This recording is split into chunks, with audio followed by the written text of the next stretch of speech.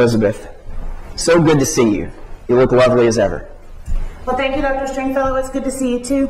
Thank you for coming, and you're being way too kind. I'm sure I look dreadful. These rags are all that they could get me. Well, please have a seat.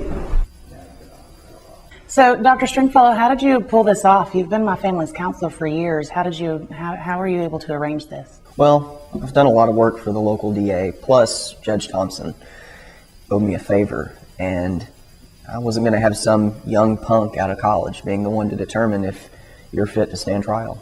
So, what is this place? I've never seen this building before. Well, this is the place that convicts come to get GEDs and to figure out what to do with their lives. Well, I appreciate it. I want you to know that I'm grateful for everything that you're doing for me, and I hope that by the time it's all over, you don't regret it. We'll see, Elizabeth. Why don't you tell me about Donovan? Tell me about the day you killed your husband. Well, it was just another day. It started off like any other day, nothing special. I'd finished everything I needed to do. I was bored. I went in the study to grab a book to read. I remember picking a book up off of the shelf and looking at the cover. It was very interesting, but for the life of me now, I can't even remember the name of the book. I remember opening the cover and going to read the first page, and something fell out of the book. It fell to the floor, so I picked it up off of the floor and I opened it thinking maybe it was one of Donovan's notes. But this was not Donovan's note. This was a note to Donovan from a woman. Tell me about how that made you feel. I cried. I cried long and hard. I went through every emotion you could think of. I was brokenhearted, and then I was angry. I didn't deserve that. I mean, the betrayal of knowing that something was going on, that he was even contemplating being with another woman was just infuriating. I couldn't make sense of it. And then I was hurt. And then the longer I thought about it and the longer I tried to put the pieces together and the more I tried to make it make sense, it wasn't happening, but an eerie calm came over me. I don't know how to explain that to you other than to say that nothing else really mattered to me. The only thing that mattered was finding out who this woman was. That was the only question that I needed an answer to. You came up with a plan. I did. I planned a dinner. A dinner? I see. Go on. Well, I put on my favorite dress, and I prepared his favorite meal. Oh, hello, darling. How was your day? Well, same as usual. What smells so good? Oh, I made you dinner, your favorite pasta. Oh, and what's the occasion? Yeah, it's just because I love you. Get comfortable. Let's eat before it gets cold.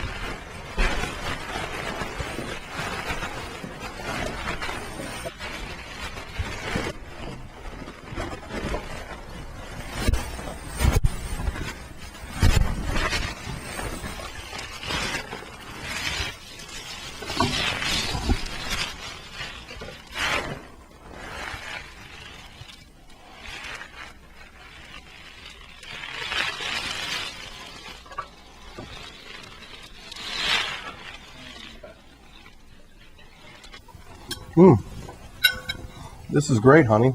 What have I done to deserve you? You know, this is probably the best pasta I've had.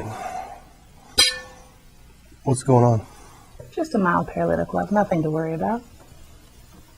Why? Well, you know, I started with just a simple poison in the wine, but I figured your pain should match mine. You should feel the muscle cramps any moment now. I don't understand. I can help you with that. My dearest Donovan, even the lightest touch of your finger shakes my very core. I feel as if I'm in limbo awaiting your next kiss. Come to me, my love, and leave that girl to her marriage game. You know that I love you.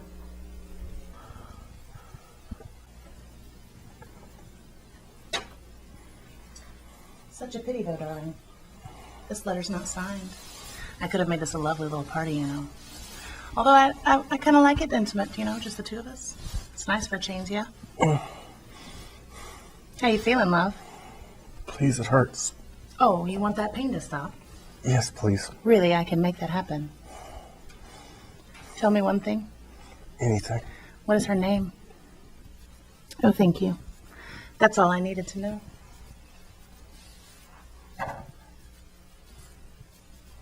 And now your pain can end. Oh my God, Elizabeth, I had no idea. I sat down in my chair, I finished my meal. I climbed up the stairs and I drew a hot bath and I soaked in the tub and relaxed for a while. I crawled in the bed, I slept like a baby. And then over my coffee the next morning, I called the police and told them what happened.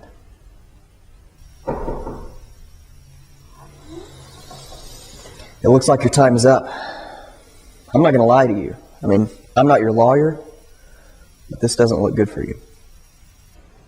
Well, you see, my life ended the moment that note hit the floor. So anything that happened after that didn't matter to me. Elizabeth, who was the other woman? Julia? Julia Stringfellow?